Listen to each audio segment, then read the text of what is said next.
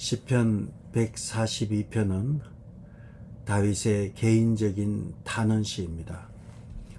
시편을 해석할 때 장르가 있습니다. 제왕시가 있고 감사시가 있고 탄원시가 있고, 또 이러한 장르 중에서 오늘 우리가 보고 있는 것은 탄원시가 됩니다. 탄원시에서 전제되어야 하는 것은 현재 내가 처한 현재의 고통이 전제되고 있습니다. 탄원시는 하나님 앞에 나의 문제를 내어놓고 하나님의 도우심을 간구하는 시가 탄원시가 됩니다. 그러기 때문에 나의 문제를 내어놓고 나의 고통을 하나님 앞에 아랜다는 것을 전제하면 현재의 고통이 만만치 않음을 우리는 알 수 있습니다. 그렇다면 시편 142편은 어떤 문제 가운데, 어떤 고난 가운데 있는가? 그것은 다윗이 사울을 피해서 굴에 숨어 있을 때 지은 마스길은 교훈시라는 뜻입니다. 굴에 숨어 있을 때 지은 교훈시가 됩니다. 이 굴이라는 곳은 고립되는 곳이 굴이잖아요. 굴 속에 있다는 것은 세상과 고립되어 있는 곳이죠. 극심한 고립과, 그리고 굴이라는 것은 또 갇혀 있는 것이죠. 깊은 절망 속에서 갇혀 있을 때 시인은 어떻게 우리에게 교훈을 주고 있을까? 그것이 바로 142편이 되는 것입니다. 그러므로 우리가 142편을 통해서 깊은 절망으로 인해서 섬과 같은 곳에 갇혀 있는, 소외된 것과 같은 절망감과 고립감 속에서 우리가 오직 하나님께 부르짖어야 한다는 것, 그것이 다윗이 오늘 142편을 통해서 우리에게 주는 교훈이라 생각합니다. 특별히 우리가 142편에 보면 이 동굴이라는 깊은 동굴에 있을 때에, 이 동굴이 어디냐, 엔게디에 있었던 동굴이냐, 뭐 이런 동굴이 한 2개 정도가 나오지만 아둘람 굴이냐 또는 엔게디 굴이냐 이런 얘기가 있지만, 어디가 되었던 그곳은 주변에 도울 자가 전혀 없는 최악의 상황에 처해 있을 때 다윗은 정신이 나가고 미쳐버리지 아니하고 그가 정신을 온전하게 유지할 수 있었던 것은 하나님을 유일한 피난처로 여기고 자신의 내면의 원통함을 하나님 앞에 토로하면서 구원을 확신한 시가 바로 142편입니다. 그렇다면 그가 처한 상황은 어떠했는가? 1절에 보시면 내가 소리내어 여호와께 부르짖으며 소리내어 여호와께 간구하는도다. 내가 내 원통함을 그의 앞에 토로하며 내 우환을 그의 앞에 진술하는도다. 1절과 2절에서 반복되는 단어들이 몇 개가 있는데, 첫 번째 1절에서 소리내어 여호와께 부르짖고 소리내어 여호와께 간구하였다 나옵니다. 소리를 내어서 여호와를 부르짖는 거예요. 여기서 부르짖는 것은 그냥 큰 소리로 외치는 거예요. 여호와여. 사람이 소리를 내어서 큰 소리로 여호와께 부르짖고 여호와께 간구하는 것은, 시인은 이것을 반복함으로 그가 처한 고난의 상황이 굉장히 절박하고 답답하고, 막 탄원시의 특징은 아주 이 절박한 상황이 처음에 나와요. 항상 앞에는 탄원시의 구성 요소가 5개가 있는데요. 첫 번째는 여호와의 부름이에요. 여호와여, 여호와여 이렇게 부르고요. 두 번째는 그가 처한 상황이에요. 그가 처한 상황이 얼마나 절박했는지 소리를 높여서 여호와께 부르짖고 또 소리를 내어서 여호와께 간구한다 이렇게 나옵니다. 점잖은 사람이 소리를 지르지 않아요. 점잖은 엄마는 점잖아요. 그러나 아이가 아프고 아이가 배가 고프고 막 너무 배고파서 막 갓난 아이가 울고 하면 엄마는 애 젖을 먹이잖아요. 거기에 무슨 뭐 이렇게 예의를 차리고 그런 게 있겠어요. 애가 너무 배고프다는데. 마찬가지입니다. 시인은 지금 소리를 내어서 여호와께 부르짖고 여호와께 간구하고 있습니다. 그가 처한 상황이 보통 절박한 상황이 아닙니다. 우리는 시를 통해서 후대의 이 시를 접하고 있지만 현재의 고통 속에 신음하고 있는 시인을 놓고 보면 그렇습니다. 우리는 현재를 살아가고 있습니다. 그러면 현재를 살면서도 미래의 결과를 다 알고 있습니다. 여러분은 우리가 살아가고 있는 이 현재에 얼마나 절박하고 얼마나 고통스럽고 힘든 상황이 우리에게도 동일하게 있습니다. 2절에서도 보면 내가 내 원통함을 그의 앞에 토로하고 내 우환을 그의 앞에 진술하는도다. 1절과 2절에 계속해서 반복되는 것이 4개가 반복되고 있어요. 4개가 반복되는데 무엇일까요? 그것은 1절에서 여호와께 부르짖으며 1절 마지막에 여호와께 간구하고 2절에 내 원통함을 그의 앞에 토로하며 내 우환을 그의 앞에 진술하는도다. 4번에 걸쳐서 다 기도하는 거예요. 소리내어 부르짖고 소리내어 간구하고 원통함을 토로하고 우환을 진술하고 다 기도하는 거예요. 그래서 우리가 고난 가운데 있을 때, 탈출구가 없을 때, 그때 우리가 할 수 있는 것은 하나님 앞에 기도하는 것입니다. 고난 가운데 있을 때 사람을 찾지 아니하고 하나님께 소리내어서 내 원통함과 내 우환을 드러내는 것입니다. 1절 하반절에 보면 소리내어 여호와께 간구한다 하지만 뭘 간구하는지 목적어는 빠졌어요. 정확히 하면 소리내어 여호와께 긍휼을 간구한다. 소리내어 부르짖고요. 소리내어 여호와께 긍휼하심을, 그 여호와의 자비하심을, 여호와의 이 사랑을 간구한다. 이렇게 되어 있습니다. 그러므로 우리는 하나님 앞에 나아올 때 우리의 문제를 내어놓고 진술하는 거예요. 내 우환을 그의 앞에 진술한다. 나의 모든 근심과 걱정을 하나님 앞에 다 내어놓고 이야기하는 거예요. 사람에게 찾아가서 듣고 싶은 이야기를 듣고 싶은 사람에게 찾아가서 진술하는 게 아니라 하나님께 우리의 소리를 높여서 내 원통함과 내 우환을 하나님 앞에 다 쏟아내는 것입니다. 이것이 고난을 당한 성도가 해야 할 첫 번째 중요한 일입니다. 사람을 의지하지 아니하고 하나님께 나오는 것입니다. 그리고 그가 처한 현실을 하나님 앞에 고백하는데 그가 처한 현실이 어떤 것인가? 3절에 보면 내 영이 내 속에서 상할 때에도 주께서 내 길을 아셨나이다. 내가 가는 길에 그들이 나를 잡으려고 올무를 숨겼나이다. 그들은 적들이 되겠죠. 다윗에게 있어서 적들은 친구도 적이 되었고요. 주변의 모든 사람들이 다윗을 감시하고 감시한 것을 사울에게 보고하고 심지어 다윗에게 있어서 그 적들 중에 수장 중에는 오랜 친구도 있었고 또 사랑하는 아들 압살롬도 거기에 있었던 것입니다.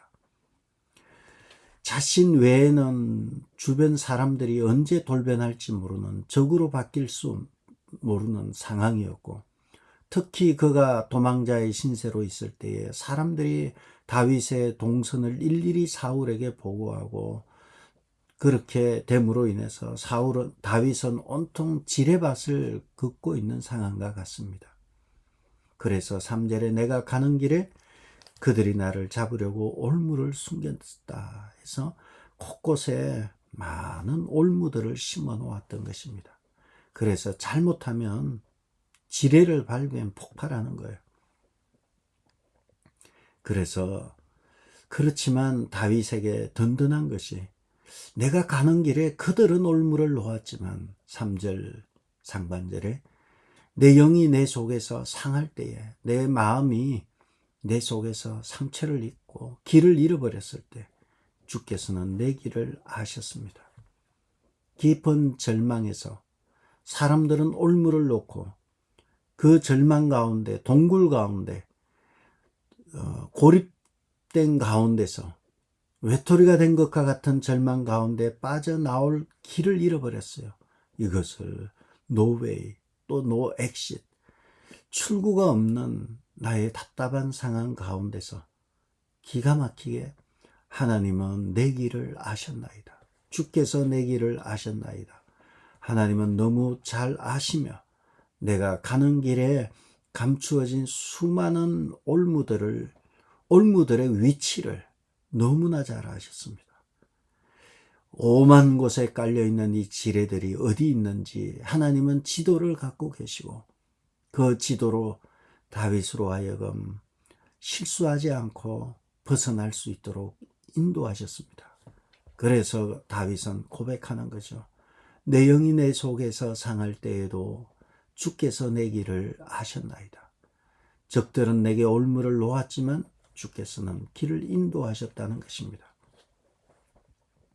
그러나 3절 하반절과 같이 그가 처한 현실은 여전히 답답하고 절박합니다. 우리가 하나님을 신뢰하지만 그러나 현실은 여전히 어려워요. 4절에 보시면 오른쪽을 살펴보소서.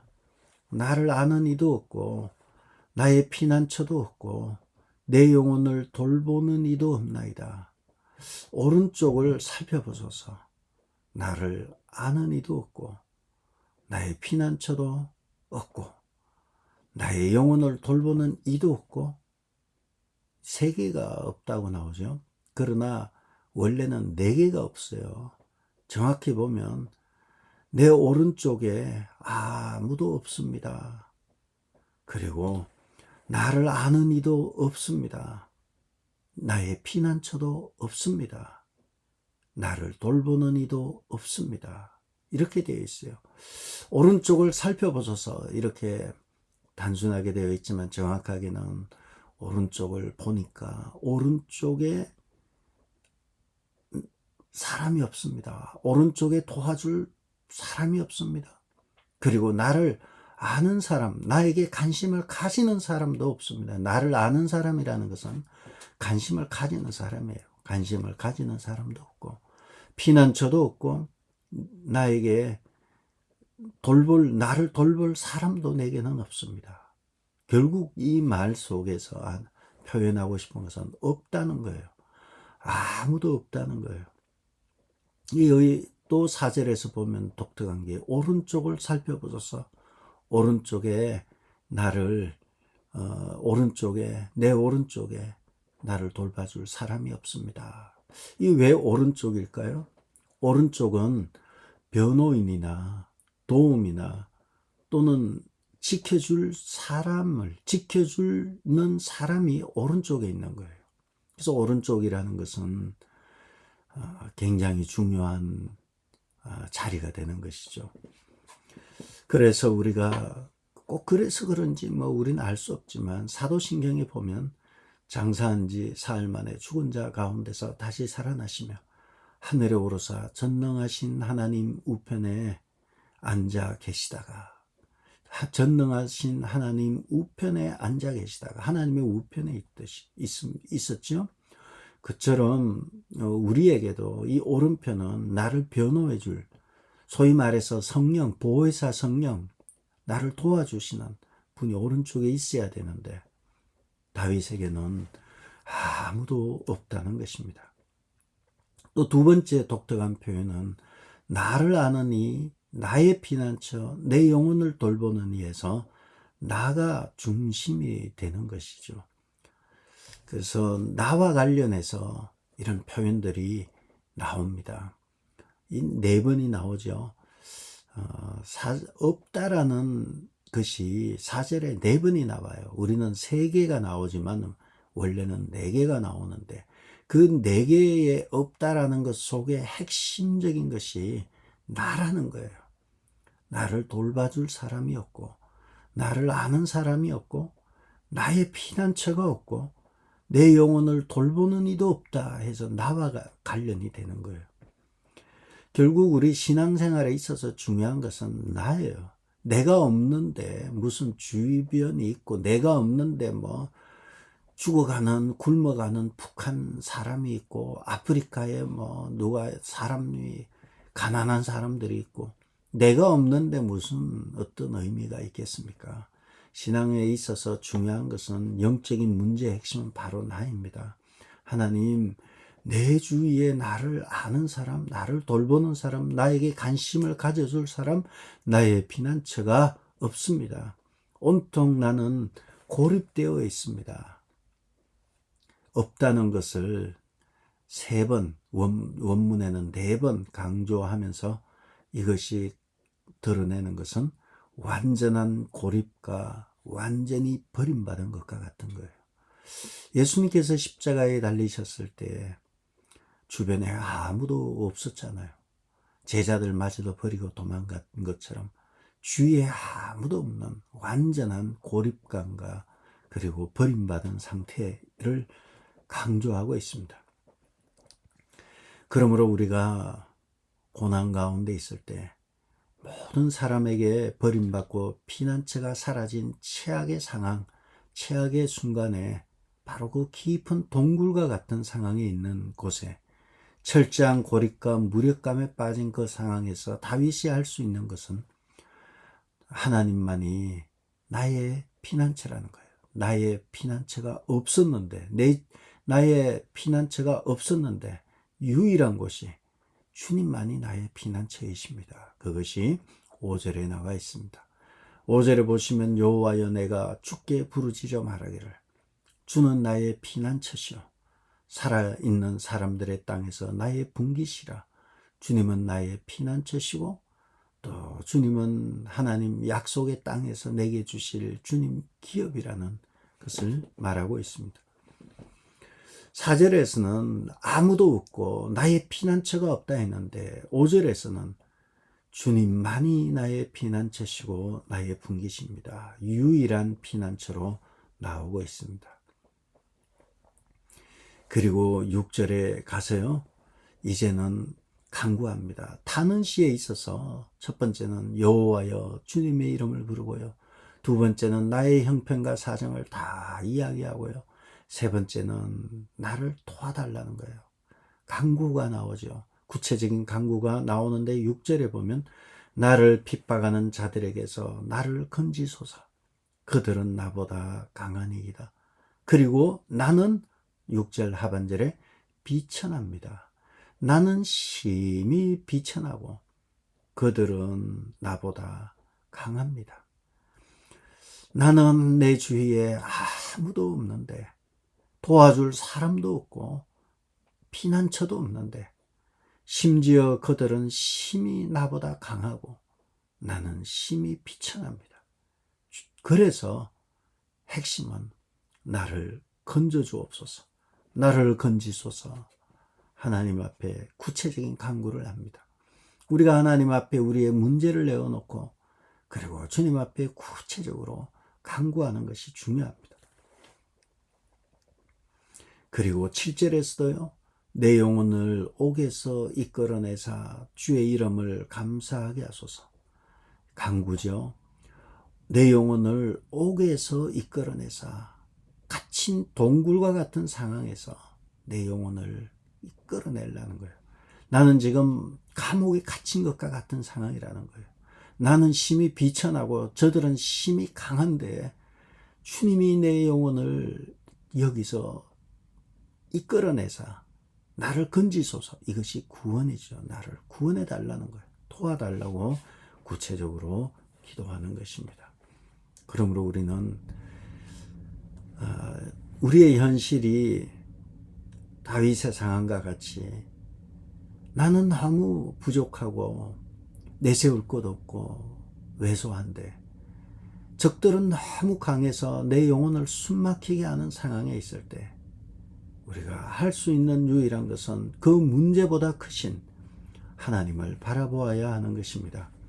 우리의 억울함과 우리는 간절한 기도를 들으시는 하나님께 모든 것을 맡기고 그리고 그분의 때를 기다려야 하는 것입니다. 그분은 주께서는 나의 길을 아십니다. 많은 인생을 살아가면서 얼마나 많은 올무들이 있고 얼마나 많은 지뢰들이 오늘도 내 앞에 있고 내가 사는 날 동안 내 앞에 있지만 주께서는 내 길을 아시기 때문에 이러한 올무들에서 벗어나게 하시고 매일매일 살아갈 때 하나님 주께서 나를 건지시고 구원해 주세요. 그렇게 간구하고 있었던 것입니다. 그리고 7절에서 보면 하반절에 주께서 나에게 갚아주시리니 의인들이 나를 두르리이다. 7절 하반절, 7절 상반절에 볼게요. 내 영혼을 옥에서 이끌어내사 주의 이름을 감사하게 하소서. 이제는 시인은 감사하게 해달라. 감사가 나와요. 타는 시의 마지막 단계는요, 찬양과 감사예요.